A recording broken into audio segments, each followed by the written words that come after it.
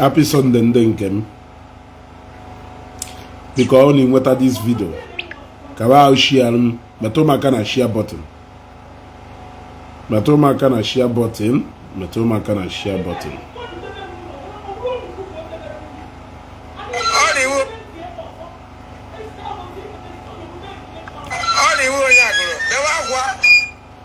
Metụ maka na share button. Share this video. And biko ariyo kan chọrọ ịyọ, especially to some of my valued fans. I am pleading, I am begging, and I am begging. Please, biko nunde nkem, biko nunde mfolo n'anya. Yeah? You can see that I am not strong, but I am trying. You gotta go, can name na 1 or 2, even though I'm not as active as I used to be some days back. But I am trying everything possible just to be putting something here and there na this page. But otherwise, yeah, I think I really deserve some rest this time. You understand? But I guess this place has gotten used to us. I guess this place has gotten used to us. It has become part of us. So I am begging my lovely fans, those people I value so much, my loyal fans, biko nunde nke mu owulu no nwe ife melu n'ihu akwụkwọ o wee wuru na mụnwa wezugo ekwughị okwu maka ya. Biko nde na-abịa asị m Ezugo, say something about this. Ezugo, say something about this. Ezugo, say something about this. But the truth is that some of them, you see, the truth is that I have gotten tired of some of these silly pranks these people they play on Facebook. So some of them, the best answer you can give to them is silence. You want to go? The best answer you can give to these guys sometimes is to keep quiet and pretend like Nefrodifa Famelu. Omenala Galilee, I greet you. Ibe Valentine, I greet you, sir. Ikechukwu, Ikinomu, I greet you. And the Naman Ikosi Sochukwu, I greet you too. You want to go? So sometimes the best thing to do is to ignore them. Omenala Galilee Dalo is to ignore them and pretend like you did not see what they do. Yes, I have to tell you, some of these guys are beginning to step on your emotions intentionally. So sometimes the best thing to do is to ignore them outrightly. Let me tell you an example of what ignoring these guys can do to them. Remember that after Very Dark Man bought a product to Jeremiah, Woliye Ghana even the Muslims no JK heye ka ha nwoye ka o mara na gune melu intentionally to go and mock onwe and not for any useful thing. Yes, because if it was all about NAFDAC number, he could have just pursued that case about NAFDAC. Yes, but taking it to go and give it to the Muslims means that there is another point he is trying to prove. Now, let me tell you something. Yeah? After the Very Dark Man did that thing, and it raised a controversy that made Pastor Jeremiah to sue the Very Dark Man. What did the Traditionen did? He went to somewhere. Ebe nde police na ndari yono. Lueba wolu camera na was yono. Did you see how people ignored him like he never existed? Did you see that particular thing did not fly anywhere on Facebook? Do you know why it did not go anywhere beyond the bar who made that video? It is because you, me, and all of us ignored him and pretended like we never even saw what he did. You see? So we ignored him like a log of wood. That particular effort to Nino Tileba became None and void. People did not. He wanted to stir up a controversy in this part of the East with that particular action. But the way people ignored him as if he never even came out to do anything, I'm sure after looking at himself, now, as usual, we scored him 100-0. Now, what did he do? He went in again. I don't want to know if he was truly arrested or not. I don't want to know whether it is a prank or not. I don't want to know whether nor prank or not, whether nor the real or not. As far as I'm concerned, that arrest was staged until proven otherwise. It was staged until proven otherwise. He was just trying to draw unnecessary and undue attention to himself. Or can't you see that that is what he's doing? Yes. He was just trying to draw on. Okay. He's just trying to draw unnecessary attention to himself. So what I don't know is pay people do inconsequential like that. They got to go attention. Then it means now dry back and forth. We have many serious issues we are talking about. Issues we are very educating to our people. Issues we are why they treat our people are now motivated, trying to open the eyes of our people so that they will not be deceived. You see, it is not Madonna bedroom here, or they configure one prank or the other just to create controversy, just to seek attention. Somebody man a career young one, somebody man odros relevant, somebody man he deviated from the content on him just to come into church matter. Ebia through okute, bia kwa aja, obia lueba penyo career ye, mbo penyo career ye. He went quiet for a long time. Coming out again, he needed that controversy. He needed that controversy. Yes. You want to go?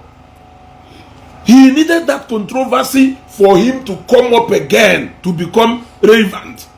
Now the least you people can do is to ignore him. Pata. Eme arrest. Onya wonyi is eme arrest. Eme arrest. Odecha pata. Okwonde meri arrest. Ndemma DJ na ewepụta video ebe oje worst one na ekwu gono ka ọ na-ekwu. You got to go gono ka ọ na-ekwu. The worst is that no onye just dare committee emezie ye actual arrest. Ochoko position no ye ka odo kwa ya sino ndị church they may arrest. So some people you na tag him na that na you people should stop tagging me in such kind of post because I'm begging you people. When I saw that, I intentionally ignored it because that is not something I will come on Facebook and start talking. You gotta go. Those guys are playing with that. So I don't want to join them in that silly game. They are playing. I talk on real issues and not manufactured ones. I talk on real issues and not a song he play. Such kind of game I be playing on Facebook. You gotta go.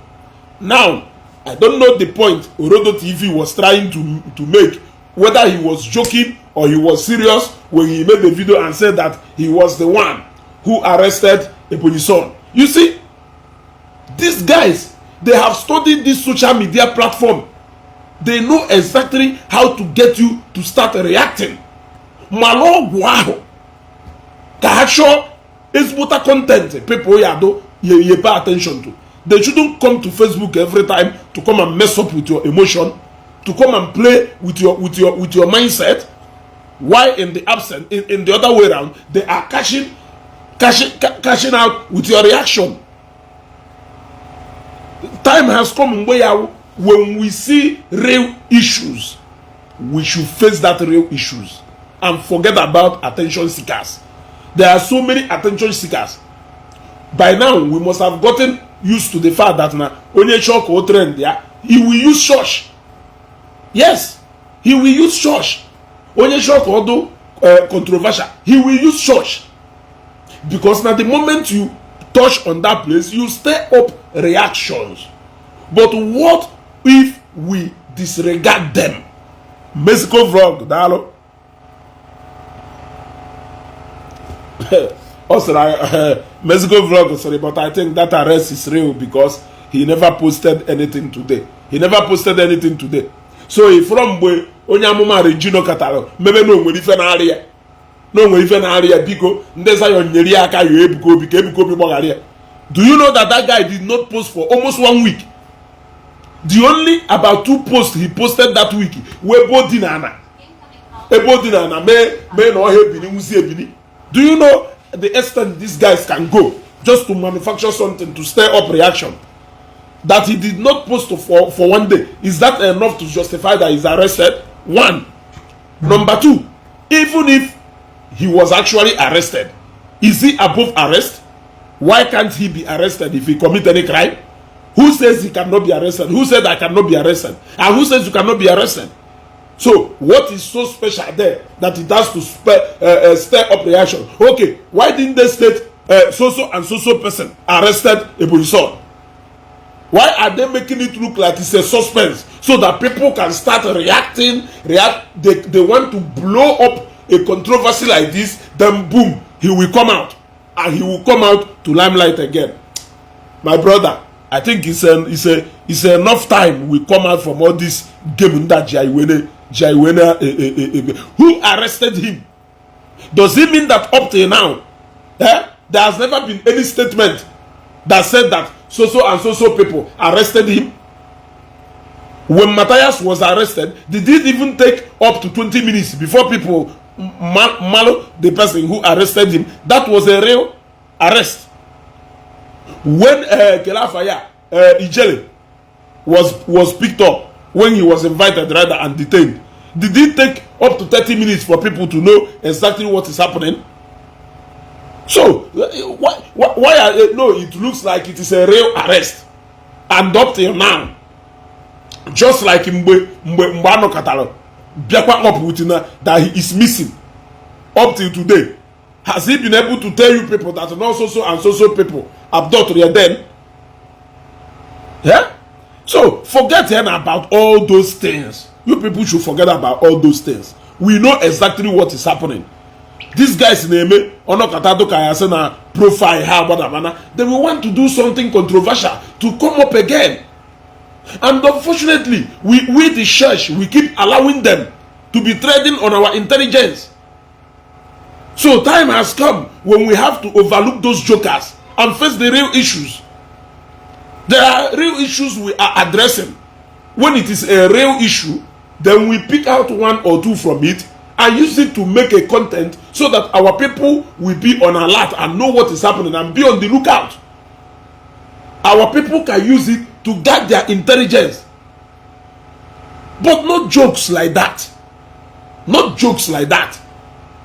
When they created a suspense about a said arrest, they already flash here a video about a pastor or this.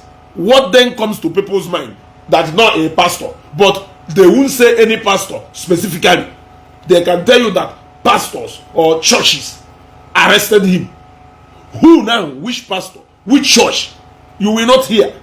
They will make it controversial. Then from there, he will have a pickup line. He will start dropping video now in line with that arrest. That is it.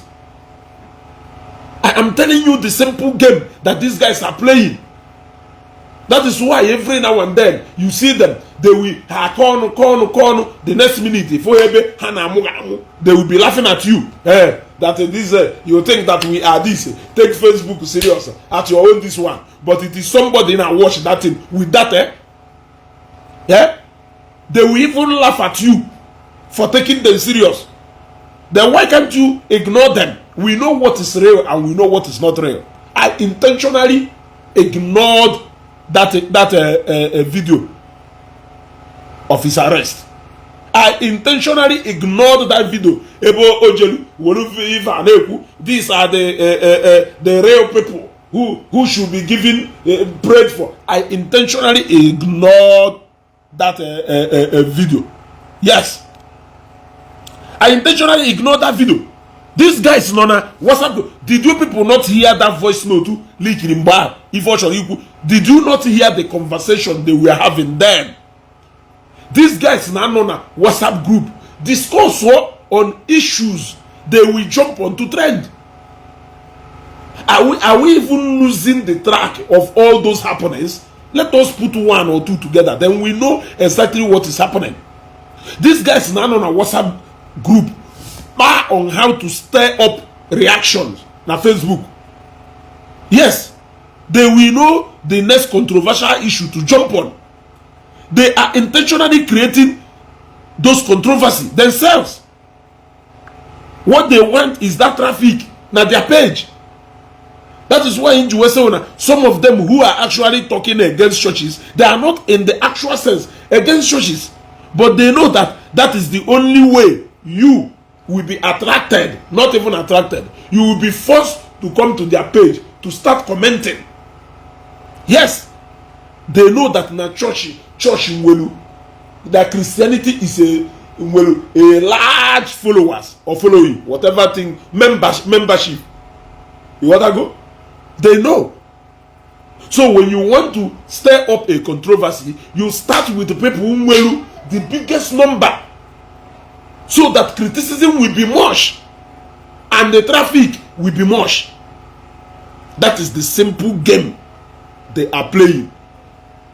So when we look at those people who are jokers, we intentionally disregard them. Yes, we intentionally disregard them because we know that they are jokers. Are you going to start taking somebody like J-Pack serious? Those are people who are looking for every opportunity to bring traffic to their page. Anytime you want to see a page here about to win down, they will stir up a reaction from somewhere. Then people will keep trafficking now on their page.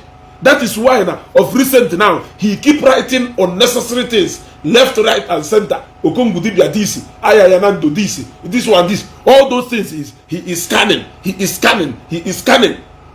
Nko una kamwe comment, nko una kamwe like, nko una kamwe reaction. Ume video make. Nko una ofona people are react or too much, or happy or ga. That is the game.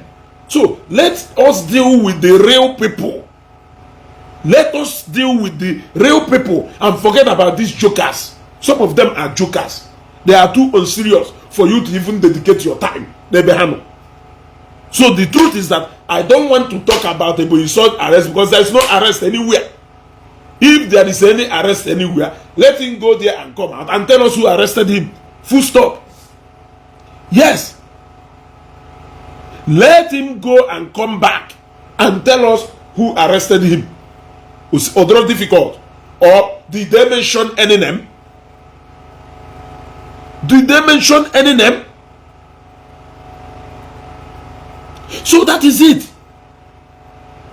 They are beginning to play this game and the people are falling into it. Look at how Mr. Lecturers were Oscar no. I know who is coaching Mr. Lecturer, but I've already advised him yesterday. Oh no, Osho, take my advice. Osho, na happier. Osho, take my advice. Osho, happier. You see? So do not allow these guys to be working on. They have done it a long time, and the fact is that after doing that, they will still come back. Is that not what Moko Poba in a Mogona? Ogona Pota, na Kono, na Unu Ndobionubu, na Pononka, na Pono na Unu Nimeonka, Guje Kusina Kota, Ekaje dia. Kerife can AJ Media. Yeah? These guys are not real.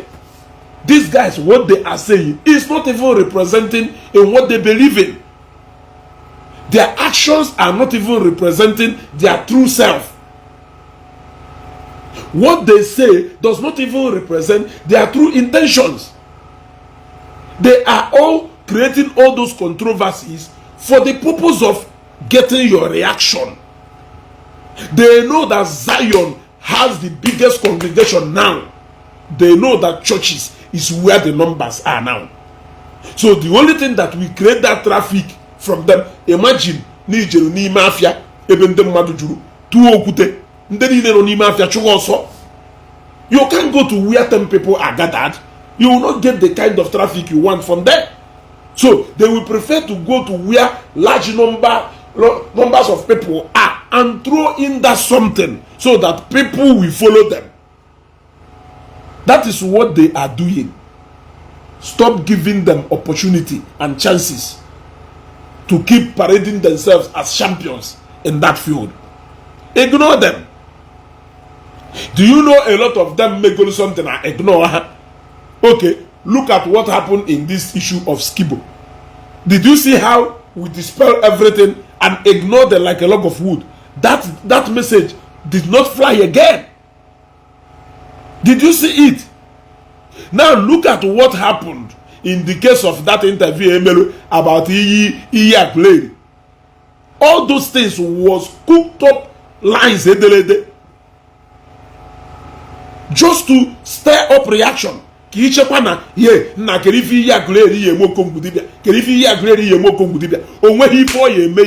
All those things are scripted.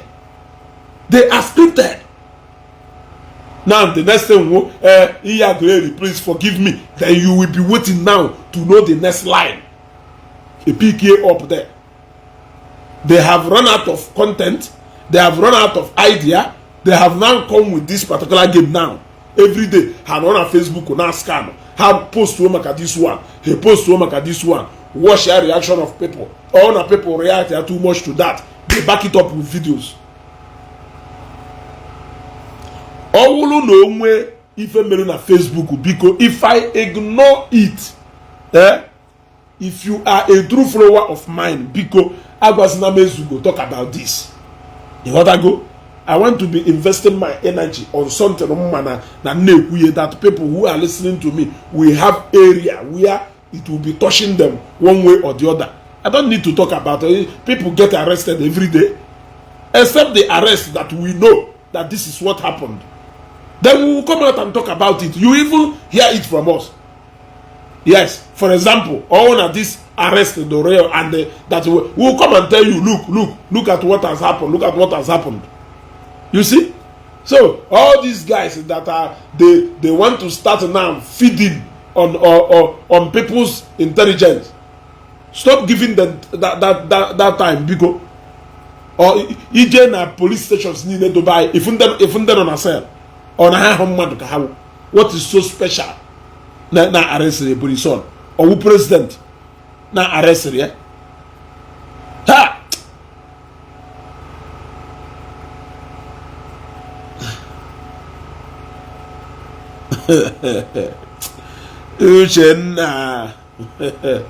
Uchenna people can get ebe what the now you want to go. So people should ignore all those guys. They are playing on you. Do not give them chance and opportunity to keep playing with your brain. Ignore them. I have been in this app for this short time and I understand the whole language. I know what to respond to. I know what not to respond to. That is why when you see me responding on something, manana that thing that really needed to be addressed. It's not on these jokes that they are cashing. You want to go? For example, all the things Moko on a dinner page, how many of them have you seen us come on a full program to come and address him? We can make reference to him here and there when we are talking, but we can't come on a full program to come and address him anymore. He has become that irrelevant. So if you want to still be giving him that relevance, it is you who want. He can write 100 things in a day.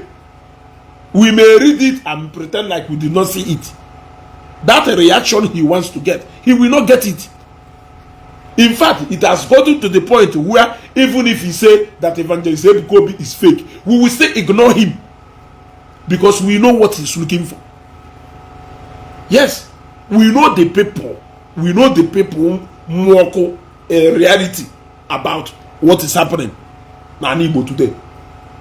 Yeah? Ushe dalu o.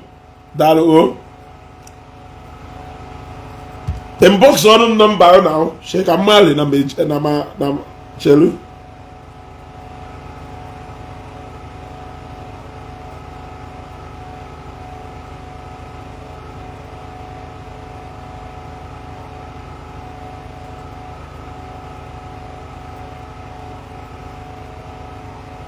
Which are inbox on your number now? You see? So it has gone, it will even get to the point where it will get to the point where when he even come out and say Ebukobi is a fake, we will ignore him. That is the area where we are heading to now. That is why he writes more now than he makes videos. All those things on the day, he is scanning to know the one that attracts attention more.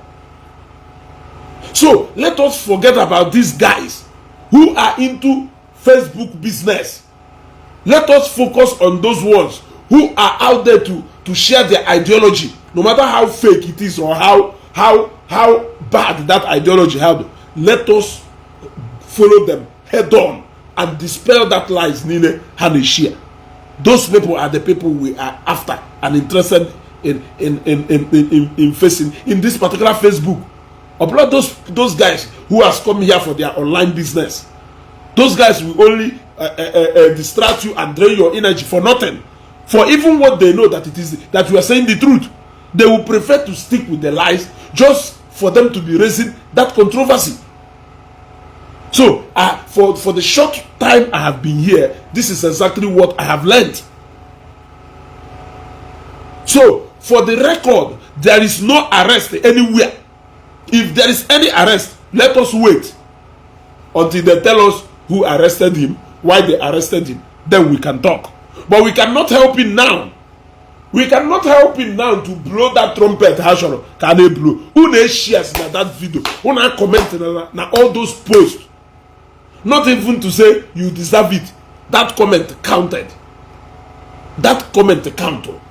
Ebonyi son, you have never seen anything. That comment counted. That is what they are looking at. Yes.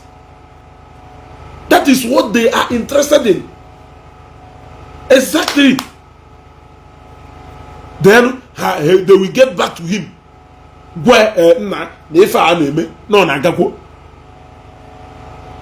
So you people should ignore him.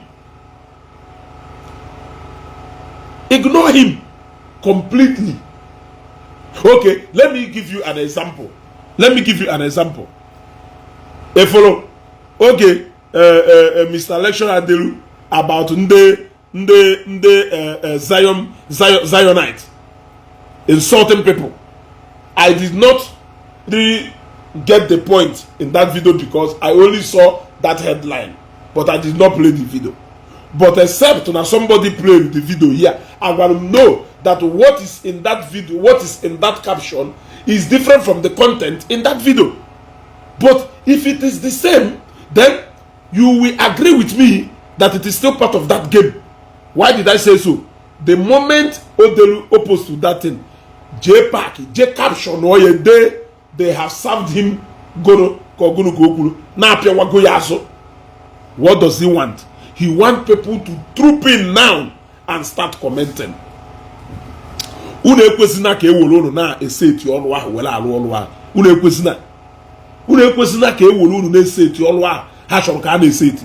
Cast that format I cast go.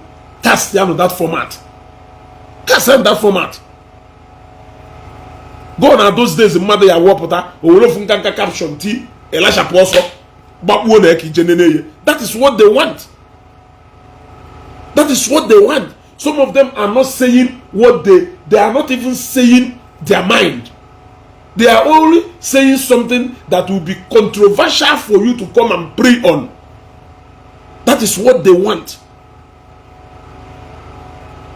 That is exactly what they want. So, Odeye, Jepak, Jechiaye, it is a plan. And a plan, ya plan. On Inubo na plan, ya plan. And a plan, even saga. And a plan, saga plan. Go appear saying I comment and something, it is not even existing. Just for people to get traffic in their page. So, all on certain things on Facebook, ignore it. Just know that I ignored it for a reason. You know what I go? Just know that I ignored it for a reason. We shouldn't be wasting time on irrelevant things. If for anything, we have more important things to talk about. We have more important things to talk about. You know what I go? We have more important things to talk about. So, my silence all this while on that particular Ebonyi issue, though intentional, actually, for those people who are tagging me to come and talk about Ebonyi arrest, I intentionally ignored it. I intentionally ignored it because I know what they are looking for. And usually, they will want people like us to come and stir up that controversy. So when I make this kind of video, they will not like it. You see, let me tell you something. When Skibo went on that endorsement distance, let me tell you, there are people who are there. There are people who are there who intentionally, they were there, seated comfortably, waiting for Ezeaku to speak, waiting for Ijowa, waiting for Ogeshi, waiting for us to speak so that the Woto will start coming. So when I made that first video I made about Skibo and the Okonyo Akozayonwe Tikwa Abisi Mongu this morning, Okonyo PA. So Ndaha Maligo that this one has failed. They know that this one has failed. So when I look at those things, I know what they are planning. When I see the one that is real, I know that it is real. Those are the ones we should confront in case or that the person involved is being misled. He will also have an opportunity of receiving sense. Not in all these jokes. Anokata, mother, manoma, do for caption, stir one controversy. One day it will come to the point where Madu Kuona, we will ignore him. We will ignore him, especially those people who has proven that they don't have any A, they don't have any B, they don't have any C. They are rotating like a fan. Yes. You want to go? So we will start ignoring them now. Follow the lead. If you see us start up the vehicle, so I park here, never handle.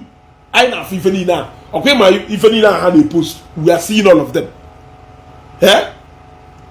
If you see ifeni na ever hand a post, we are seeing all of them. Those ones I now ignore. We are ignoring them intentionally. You want to go? Mbaho je video je nebe ndem gwara no nda unde need river. Did you see how we ignored him? We ignored him. Then he followed it up with this arrest story. Go where to say no fit that home keju we be arrest here. You emono ife name. He wanted to make it look like not that video. Omelu keju we be arrest here. Which I know that is the game. You know that go? But all look at that. Now have fly at the moment that her arrest here, they are waiting for Ezeaku to come on live video and start saying, yeah. One day we talk on real issues. I don't waste time on pranks. Yeah? How long do you want me to start talking about pranks on Touchable Name or Flower Boy or Ndotwe? Those are pranksters. What we are talking about is real issues. Yes, what we are talking about is real issues. We are not here to come and start analyzing pranks people. Even if, like somebody said here, right? Mexico, my friend said, Nantos wait for that arrest. Not for heck or the real. I mean, not for real. Odugodoreo. Ebonyi son who says he cannot be arrested. Who says I cannot even be arrested? Anybody, everybody can be arrested. So what will not arrest you? You just marry if you arrest you. If one them mad, because na arrest you, then they arrest you. There is no you arrest you. Perhaps that time we will begin to talk. You can't trend again. You people left the content you were doing. I know what it took Onobodo for him to get back to track. Speed train na train. He went far for him to return to a house weapon. It took him time. It was a damage that took him quite a long time for him to fix. He went back to track. And he started moving now na track on a move again. And you think he's not wise enough for him to abandon everything about that particular thing okpu then, because no nebelu umazi and umazi a work career yenana no nedolu umazi anya umazi a kebu a beautiful career only for himself. So you think that when people like Apama Shifimuha ignore them, that they don't know what they are doing? These are guys who do focus on if These are guys who do focused. They know what they want. Now, all these ones who go to career, they will keep. How did you even get to know about Ebonyi son in the first place? Was it about Ife Church Church?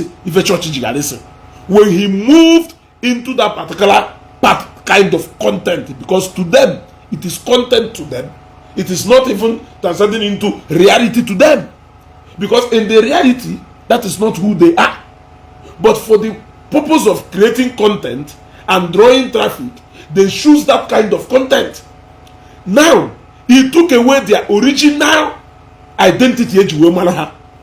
I know if all these people all these people when they shifted from that originality. Why is it that Nanki Okwana has a Oyokwani on? Can I bet that Okwani on Jevelu? Can he fit Bataraja Oyokwani on? Yes, he has always got that identity. Okwani on. He is still talking, but was only believe Unoku as a people are beginning to see him less. He is losing that identity every day without knowing. That is why they keep looking for any controversy how you create, so that they can start trending again. What made you to start trending in the first place? Have you sit down to ask yourself that question? How did we get to know about you? What even made us to know about you? Why do you need to spark up controversy now for us to start hearing about you again? That is the question some of them are not asking themselves anymore. Ụfọdụ n'ime ha hapụrụ ife mmalụ mmafa na-eme eji wee mmalụ fa. Ha hapụrụ ife mmalụ mmafa na-eme eji wee mmalụ fa. Bata because na ha nọ na the issue of this type, but people are always interested to talk about them. They jump in. Ebe a ha na wee tipịasị onwe ha. Ha tipịa onwe fa. Ha tipịa onwe ha. Ha gbuo karịa ha. Ha dochiwe onwe ha azụ back to square zero. Now they are always scanning around looking for something. Look at ndị manafancha niile ka iwe mmalụ the level some of these guys has become so shameless. Yeah? Look at after the 3 days program, they all jumped on that 3 days program. They knew that at the moment they have to former that program, that people will come and watch. They knew that criticizing that program will not even fly anywhere on their page. So it seems like they are studying the audience very well. So they spoke very well about that program. All for those people who were condemning that program before that program there. You see? So the area you differentiate content creators from those who are talking about real issues. As ignorant as they are speaking, at least you know that what they are sharing is the idea. Those guys are subject to change when you give them enough reason for them to change. Yes, but those ones who are just creating content, those ones who are just playing on your intelligence, there is no subject or any room for change, because they already know the truth even before they start talking. They are not even interested in you telling them the truth or them telling you the truth. What they are so much interested is that reaction, is that traffic. So even when you argue with them for 5 hours, they will not allow it to end in a positive way. Let me give you another instance. I remember one day I on a program with the Governor Ezeaku, JPAC, and I came into that program. Abalanze Batane, you got to go. Abalanze Batana, that program, not Abalanze Germany, but Abalanze Nke, not Nigeria. I don't know Abalanze Onyeka also. I was trying to engage him constructively along a particular line, but JPAC and the Governor Ezeaku, they never wanted it, because to them what they want is just to catch joke, and I never really got the point at first. I thought, no, we are here to talk about this issue. I didn't know that it was more like a cruise caching kind of discussion. And I know that Abalanze do real in what he wants to talk about, because that is what he believes in. So he needed somebody that can speak with him directly based on those along those lines. But it seems like that some other people are just there to catch cruise. So why will you go to drain your energy with those people? They know the truth. They are not even there for you to know the truth, because they assume that you know the truth. But if you claim you don't know the truth, they will now trade on your gullibility to match to where they are going. So let nobody tag me on any arrest, whatever. Yes, let nobody tag me again on Onyenka arrested. As far as I'm concerned, nobody was arrested. Yes, nobody was arrested. Nobody na arrested Attire na underground cell. Yeah? People knew arrest in Nigeria. Or arrest in Nigeria. Yeah? So why will it even take more than 30 minutes for people to know the details of that arrest, if at all it happened? You got to go? I'm asking. I said, no, Jay, worry. Why must it be in worry? Why must that arrest take place in worry? So Jeremiah arrest a very dark man, but OJ arrest ya Orodo TV. Jeremiah omonye Orodo TV. Sorry, not Orodo. Jeremiah omonye Ebonyi son. Ejuru Jeremiah no katana wolu le nte no makonya na Ebonyi son. So they intentionally created it ko no me share that video mero bosia. Jay na worry. Kenu pastor yema no na worry if not Jeremiah. So they made it to look like no Jeremiah arrested here. Even when they have not said something, they will keep the controversy going.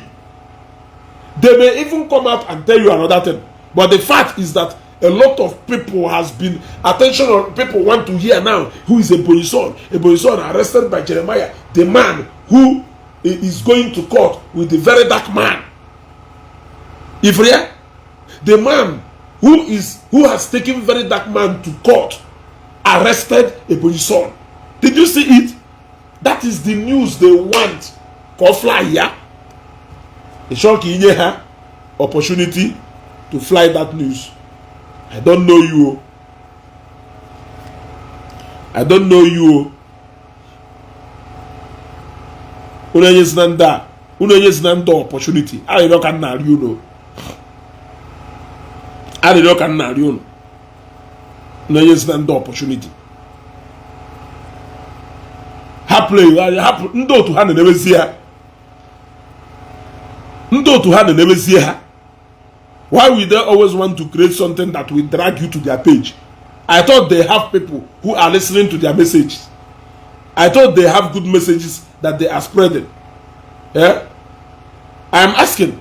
I thought they have a good number of people who are willing to hear that goodwill message, that good news message.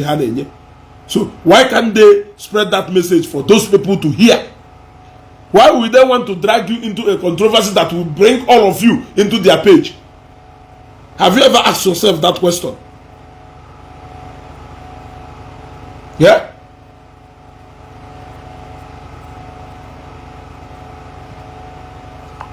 So biko ana m arịọkwa na ayọ mmadụ attack is na that arrest whatever. It never happened. It never happened. Ọwụgodu na omenu waiting consign us. Ha ekwuru na ezugo, ha ekwuru na ngo. Ha ekwuru na ngo. They know what they are doing. That's why of all places they pick Warri. Kerifo Jerime na Warri. Good ko Jerime na Warri. I am asking. Kerifo Jerime na Warri. Mmadụ gwa m ifo Jerime na Warri. Ka m wee malụ.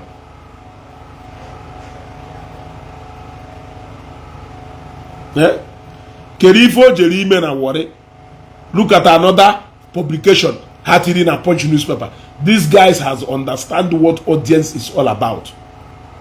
These guys are understand the go clearly what audience is all about. I will talk about that one tomorrow morning. I will talk about this Jeremiah and the very dark man's issue tomorrow morning. But just know that these guys are understand the go what audience is all about, and they are using it very well. They are using it very well. You gotta go. They understand that Christians has a good number. Yes. They understand. You gotta go. It's just like Katachi create a controversy. You gotta go. Yes, channel of truth. So I want us. In fact, I will schedule a program where I will be there. Ijuwa will be there. Mahakwe will be there. Don Cardinal will be there. MC Hallelujah will be there. Ogeshi will be there. A lot of people. Mexico.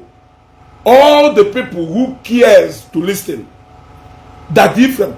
We will all assemble in one broadcast. Yes. Where our followers will be paying attention. And we will tell them, stop giving these people opportunity. If they feel like they have messages to spread, let them go and spread that message to their followers who cares to listen. They are growing their pages because of you. Yes, you go grow their pages. Happen na page are you not aware? Leave those pages. Can spread the news and spread. I know that there are a lot of people who are listening to me because this is the message they want. So if they feel that that message now that message is popular enough, now that message is truth enough to draw attention from everywhere, let them preach it to those people who care to listen. They should not program such a message in the way that it will spark up reaction from the opposite side. Then the people from the opposite side will now come in and start reacting. The job is set now. The job is set. For example, a lot of people always inbox me, Ezeaku, come and give update on this. Come and give update on this. Because they want to hear me speak. Those guys, they don't really have that. Or otherwise, although for meeting more than 80% engagement with their pages. So why can't you leave them to their fate? Leave them to their fate. They have understand the goal your power so much. So they want to now start looking for a way. How dog you will release your power. How dog release your abido shaker. How dog release the in the poski bahose. Oye la ocho la teto fu bosteta osige bukobi. Ola ocho la teta osu bishop. Ola ocho la teta osu pastor. Ola ocho la teta osega deboye. Ola ocho la teta osu nka. You want to go? That was even how Abel Damina resurrected his dead career. That is how he resurrected career young Golanwo. Some of them, they keep coming out, trading on that so much power. How many will? Yeah? To get to Ebehano.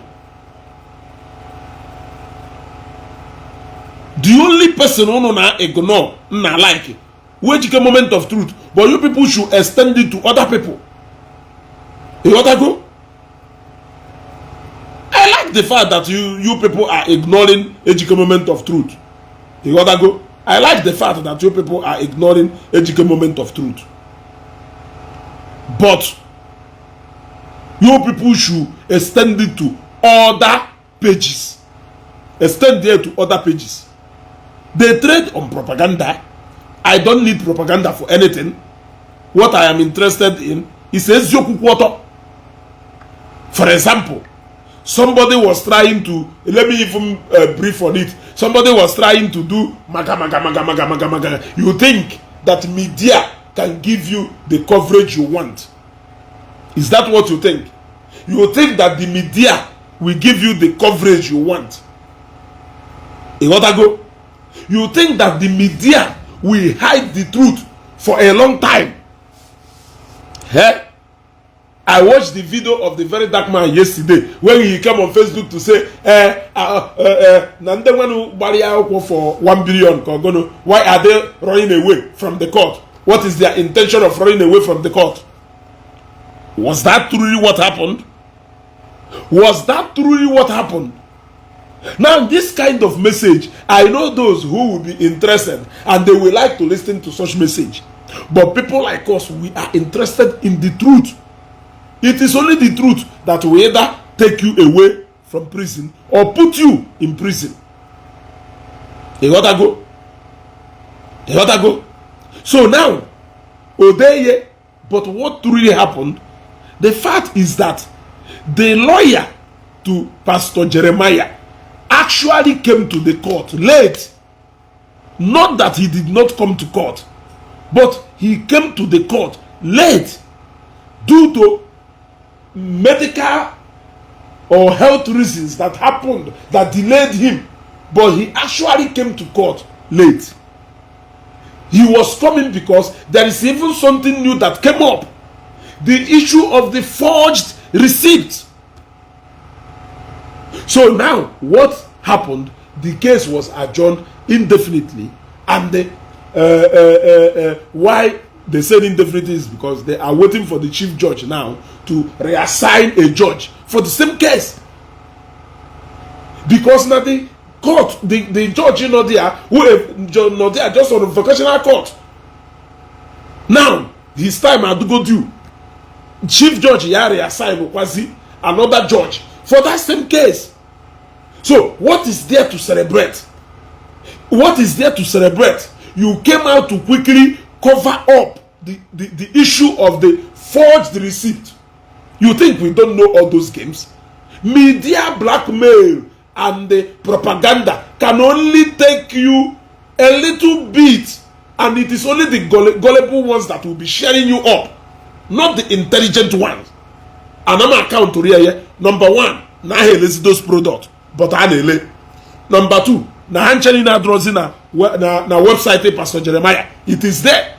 Number three, na lawyer Jeremiah Melunga na far also the lawyer came to court, but he came late. Now, when they pushed for balance 200,000 as the losses well for their lawyers in the court without the chief judge reject that offer. You got to go reject that offer outrightly. Now they have sponsored another media propaganda again using punch. We are not deterred. We are not deterred. This case will prove to so many people that propaganda cannot take you for long. You got to go. Propaganda cannot take you far. He went to NAFDAC office to be demonstrating without knowing that even before that day, that na NAFDAC send the Golu Pastor Jeremiah invitation, which they responded. They even went to Pastor Jeremiah's to NAFDAC office in Asaba. He doesn't know that. He doesn't know that. Ignorantly, because what he was waiting is for NAFDAC to come out and give a statement, without knowing that NAFDAC will do their due diligence. They will do their investigation before they issue statement. He wanted them to just come out and issue a statement. Yes, where is it done that way? Where is it done that way? He doesn't know that NAFDAC gave their due diligence. Okay. And then I reply to this Greg Adam. You people should not worry again. Engineer Toby, happen here. I want to reply now to him. You want to go? You get the point. He didn't know that after the NAFDAC wrote to Pastor Jeremiah in August, the church responded to them in respect to the allegations that somebody brought against them. And after responding to them in a written form, they also went to their office in Asaba. And they were released while the investigation is going on. So he wasn't aware of all this. He was just waiting for NAFDAC to come to Facebook or to write and publish in Facebook. Look, without expecting them to do their investigation. Now, he went to NAFDAC office. No, with the powerhouse. Even after going there, nothing happened. That is when now they now formulated the event that happened in August and started broadcasting it now. Yes. That was, in fact, Ojena Mecha demonstration now. Before we went that information, now NAFDAC invited go. Alright, to go to Pastor Jeremiah, and they have also invited him, and they have gone to answer. Now they brought out this write-up and put it on na Punch newspaper. When the Punch over, the Punch they was a reporter so Sahara reporter supposed to. You should stop listening to all this propaganda these people will spread. I'm telling you, you should stop. No, I blame you. You gotta go. I blame you. And sometimes, when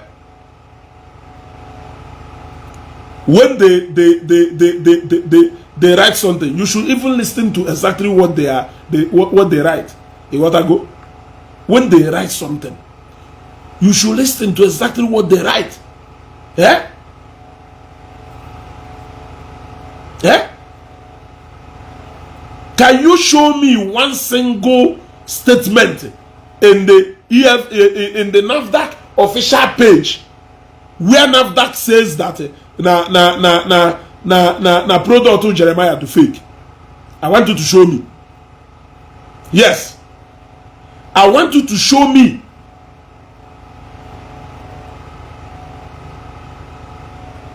Yeah?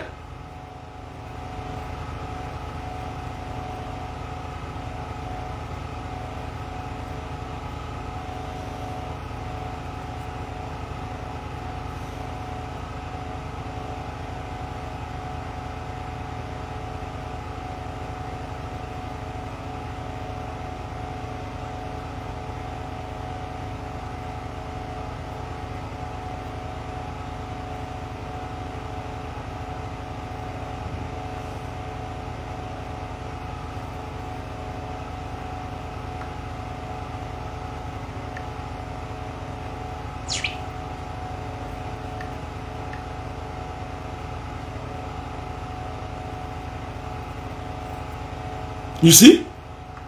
So, all those propagandas had spread. I want you people to keep calm. I want you people to keep calm. I want you people to keep calm. But as for the issue of Ebonyi son, let nobody tag me to that matter again. Stop giving these guys wings to fly. Disregard them. Their pages now, day by day, and they are not even seeing that. Their pages may go down day by day. Their pages may go down day by day. They are not seeing that.